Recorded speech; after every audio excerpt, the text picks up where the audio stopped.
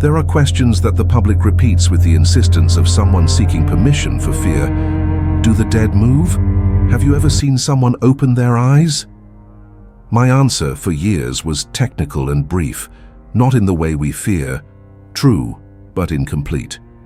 On an afternoon that began normally and ended weaving science with silence, the eyes opened and the family ran.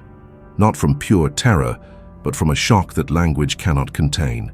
It was late afternoon, the dim light cutting through the side chapel in two strips, the air conditioner alternating hums, the wood of the corridor reminding me of screws in the same spot as always. I had prepared Mrs. Lawson in the morning, 68, a retired nurse, hands that learned to measure fever with the forehead and love with coffee. The family requested a farewell without heavy makeup, so she looks like herself, and above all a clear request that I respect as a ritual. Don't close her eyes too much. She always seemed attentive. I translated the wish into the correct procedure. Hydrate, provide support, prevent the dry shine of the cornea without turning the gaze into a mask. The chapel received people with the politeness of buildings that know how to host mourning. Chairs aligned, restrained arrangement, discreet water glasses, a side table with tissues, and a vase that doesn't mock anyone. First came the daughter, shoulders raised by the habit of caring, and the husband silent as one who carries burdens. Then a 12-year-old grandson, curious in his own way, a neighbor who knew the entrance, and a colleague from the ICU carrying 2 stories in her pocket. The conversation lingered at that safe height of a hospital lobby, almost nothing and everything. I stayed at the back, adjusting small invisible orders, the side light 2 notches lower to avoid reflecting on the glass, the air 1 degree colder, the correct distance from the bench to the corridor.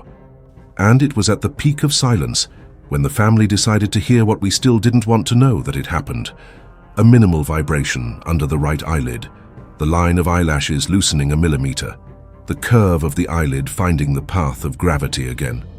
The right eye opened enough to show a thread of the white part, the sclera, and a shadow of the iris circle, like an insistent memory. If I told you here that I became a film hero, I'd be lying. I froze to the extent of someone who knows what they're seeing and even so has a body. The daughter let out a short "oh," and her sound dragged 2 O's across the room in a chain. The grandson instinctively took 2 steps back, and the husband stretched out his hand as if to hold someone about to fall. The ICU colleague said, "It's normal." And of all the possible phrases, this was the one that sounded the worst, not because it was wrong, but because normal doesn't comfort the part of the brain that still wants its mother with the obedient body. I breathed. In a low voice, without theatrics, I asked, "Give me a minute to adjust the room." The room, if I had said the body, our muscles would have heard anathema. Language either saves or kills. I slowly lowered the light on the right side, opened the service door a finger's width to correct the microclimate, and, with cotton and lubricant solution, repositioned the eyelid, without pushing, never push, just teaching the contour to accept rest. The family stepped back 2 more paces, and it was then that the rushing began. Not the flight, but the disordered march of where do I look? Where do I go? How do I stay? Someone pulled the door, someone offered water, someone took a breath. The grandson left first, as if needing the corridor to finish being born. The daughter followed him. The husband remained midway between leaving and returning, the most honest place of mourning. "It's the body adjusting to the environment," I said, still in the present of one who needs the room to believe. And before they could ask for an explanation, I had already organized it inside. Heat generated by breaths, humidity changing the tension of the tear film, support from the ocular fixator that, by design, allows exchanges. And when the world changes around, the edge of the eyelid finds a new path to slip along. It's not the person seeing. It's the body remembering that it once saw, and by memory of tension, rehearsing a final gesture. I didn't chase anyone. I ran to what I know. Adjust the room, sustain the scene, prevent the theater. The body accepted the technical caress, the eye rested, the air settled. And then, when the pressure lifted from me, I went to find the living outside. The corridor smelled of disinfectant and fear. "I'll explain," I said, "no rush. only after we breathe properly. Explanation is not a remedy if we are speaking to those still in the midst of shock, but it will be when the breath finds its place. A chapel is a classroom for adults. You can't write equations on the board while the class is still entering. I called the 5 of them into the room next door. 2 sofas, a side table, a more yellow light that doesn't accuse us. "Can we sit?" I asked, showing deference to each body's will. They sat, half with tense backs, half with eyes searching the floor.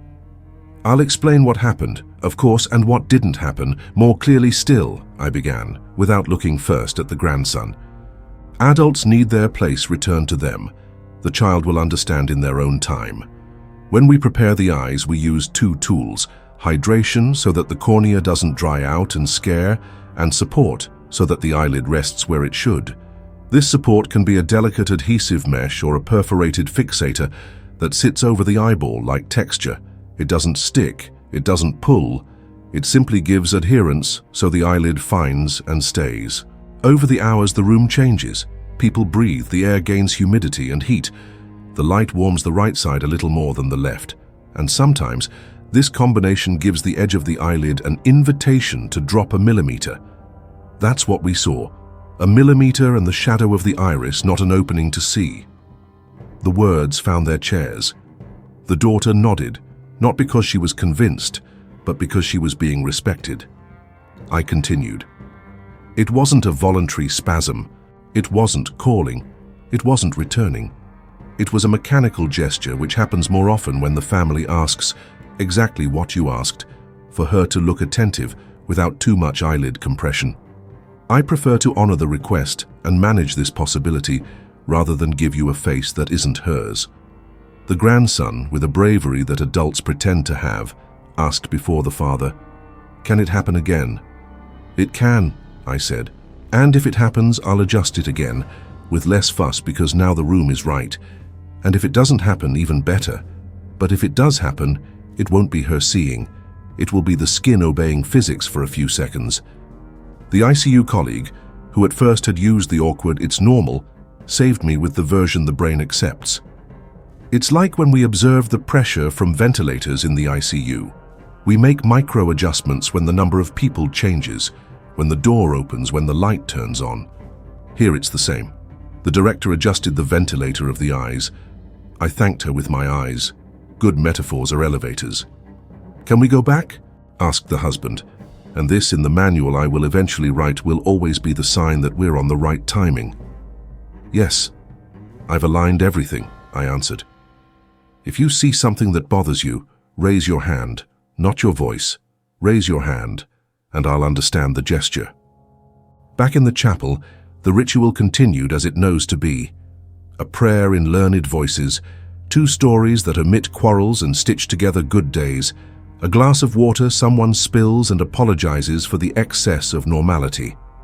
Mrs. Lawson's eye, obedient to the room that respected it, stayed. The daughter brought 2 fingers close, not to touch, but to measure distance with the memory of childhood. The grandson stayed facing her for 10 more seconds than before. The husband breathed at the rhythm that belongs to those still paying bills. Before the visit ended, the daughter called me to the side. "Thank you, She didn't finish. I almost lost my head. "You didn't lose it," I said, avoiding comforting with sugar. "You got it back." And so that the profession honored what it explains, I committed. "I'll review again in 2 hours. If you want to see me do it, come. If you prefer to trust without seeing, trust." Either choice will require the same amount of work from me. People assume the climax of a story like this is the millimeter on the eyelid. It's not. The climax is prepared in the intervals, the tension made of sensible micro-decisions that prevent fear from becoming the script.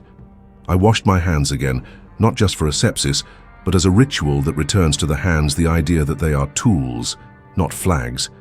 I checked the warm and cool spots of the eyelid. The wood reveals where the light insists. I slowly adjusted the dimmer. The light that changes quickly offends the eye of the one who remained. I opened the service door a bit more when the number of people increased. I closed it when the chapel started to empty. At no point did I touch the face. Good technique knows when not to touch, And then life, with its sense of humor that we learn to be grateful for, tested our discipline. An aunt came in late, armed with a fan that could knock down a chandelier. She sat down, opened the fan, and began to make summer breeze. The air, this invisible thing that rules the chapel, shifted near the face. The upper eyelid responded to the invitation with a tremor. The family held their breath. I held the impulse to ask for the fan. I walked 2 steps, placed myself between the fan and the face like someone offering shade, and without displaying an authority that humiliates, I asked, "I'll give you a better spot. Come here." I positioned the aunt 2 benches away with a good view, useless wind, and the air gave up its mischief. The grandson, with eyes training courage, wanted to know, "If we touch, does it disturb?" "Touching with care never disturbs," I answered, and added the part no one says but which saves scenes. "As long as you don't mess with the eyelid, touching the hand, touching the shoulder, touching the hair in the direction it grows, not against it." He looked at his mother, not asking, obeying. He learned a rule he'll carry through life. Contact has direction. While I was teaching myself not to rush, I heard from the corridor a comment I spend my life trying to prevent from destroying rooms. They say eyes open when a person has something to say. Whoever said it quietly, quiet enough for the phrase to slip through the crack. I went to the corridor not to hunt for a culprit, but to rescue the context. 2 people, curious or caretakers from other rooms, leaning on the edge.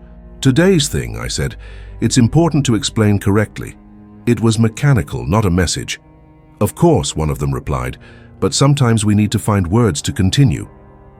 "Then find another one," I asked, with a smile of someone who likes people. "This one ruins the picture." They thanked the tone, not the reprimand, and left with dignity. At 7, I re-evaluated, not out of habit, but out of a truce. The eyelid obeyed the fixator. The shine of the cornea was that of someone at rest. The sclera wasn't insulting anyone with signs of dryness. The husband approached, straightened his tie, and discovered, for the 100th time in his life, that ties trap the air. He loosened it a millimeter. The daughter brought a picture of her mother at the beach, her hair tied in a patterned scarf. She placed the photograph beside the eyelid. I didn't need to say thank you. Neither did she. There are gestures the room records without judgment. When the doors closed for the family, the chapel continued breathing its routine. I washed the tray, labeled the cotton, prepared extra materials for the night, and only then allowed myself the vulnerability I teach my own. I sat for 2 minutes and let the body inform the brain that we were well as one can be in a place like this. Then alone I returned to the face, not to see, but to promise. If anything in the air invites you to the gesture again, I'll return and teach once more.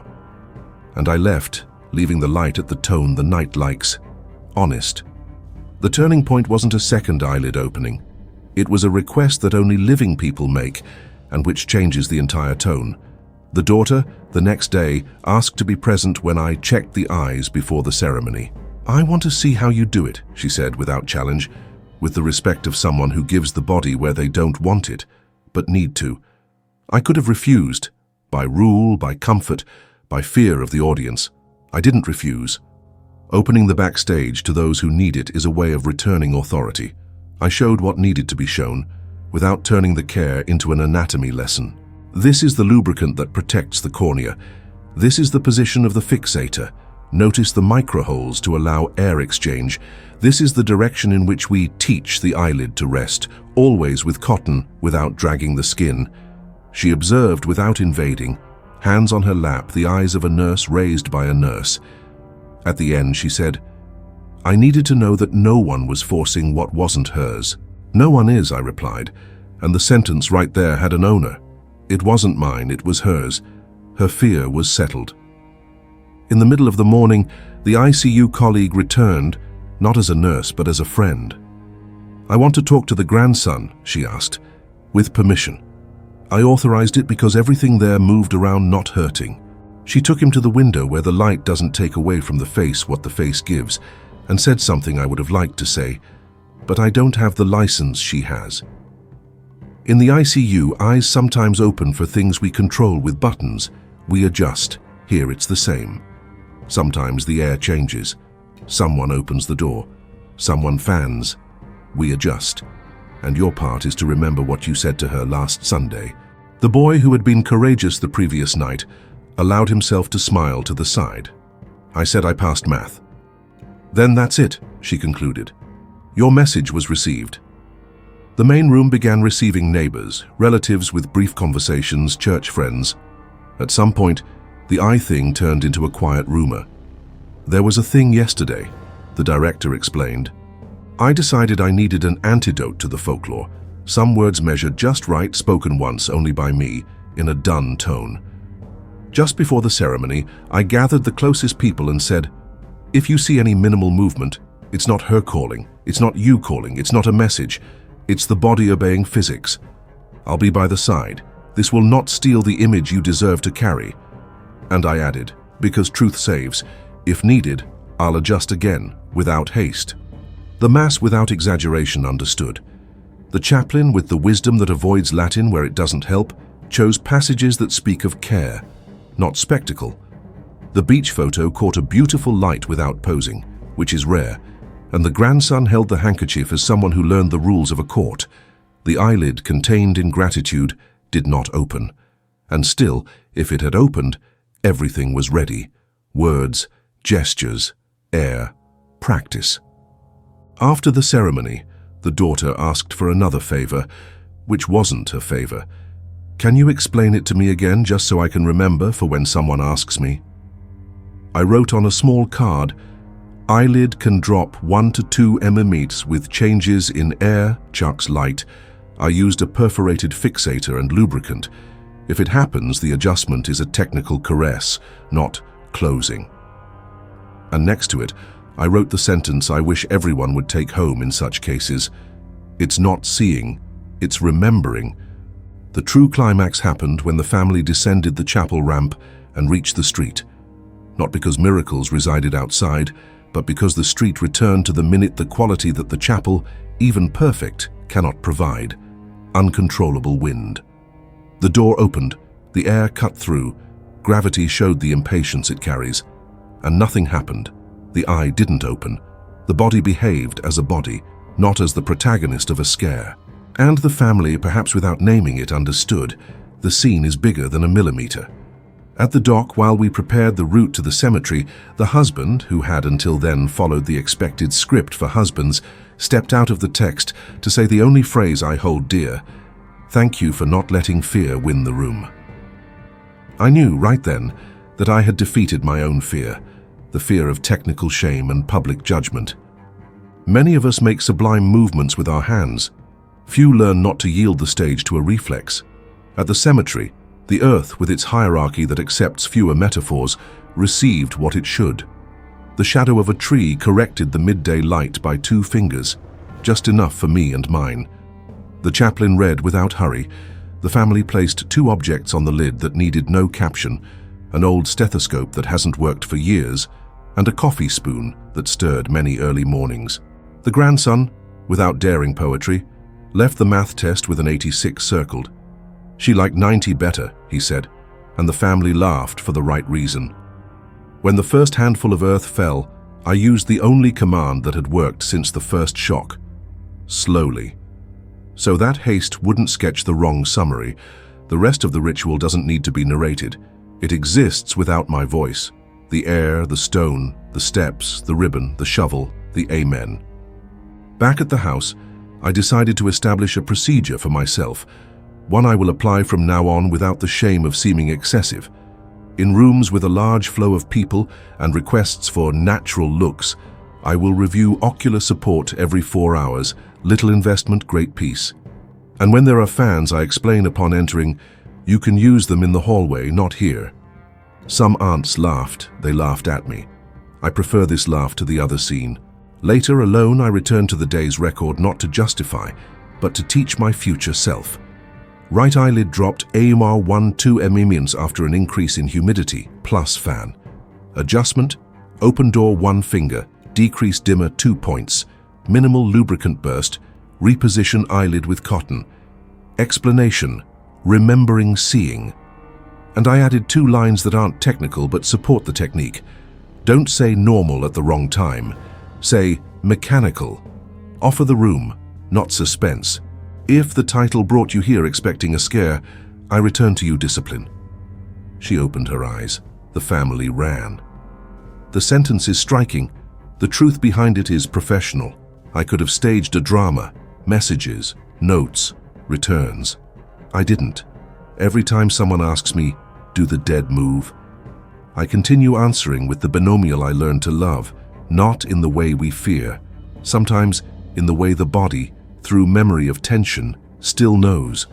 And if I'm the one standing by, mechanical memory doesn't become myth, it becomes adjustment. I learned 3 more things that work both inside and outside the chapel. 1. The right word saves mechanical, adjustment, room. They place everything in its place and prevent phrases that condemn later. 2. The explanation has its time. First you breathe, then you learn. 3. Presence is an antidote. Staying close without invading teaches the bodies of the living that they can trust someone with the scene when the scene decides to teach something we'd prefer not to learn in front of everyone. As for seeing, I hold on to a belief that needs no proof. Those who needed to say something said it while alive. What remains are footnotes written by physiology, and I prefer to call them matters of the air. The air changes, the eyelid responds. My role is to prevent the matters of the air from stealing the portrait you need to take home without a lump in your throat. And if one day you find yourself in one of these rooms and an eyelid drops a millimeter, do what I'll do. Call someone who knows how to adjust. Don't lend the verbs of fear to the verbs of care. Don't run. Don't film. Don't baptize the moment with words too big. In the end, when everything is at peace, if you want, ask me. I'll explain with the same care I prepare slowly. Now I ask you without an audience, as I ask in the chapel corridor to those who need. If you were there when an eyelid dropped a millimeter, how would you conduct the room? Would you chase after a why that only grows, or would you sustain the moment until the mechanics settled? Comment on the keyword adjustment and say, which word? Technical, simple, honest. Would you choose to protect a family when the body decides to remember?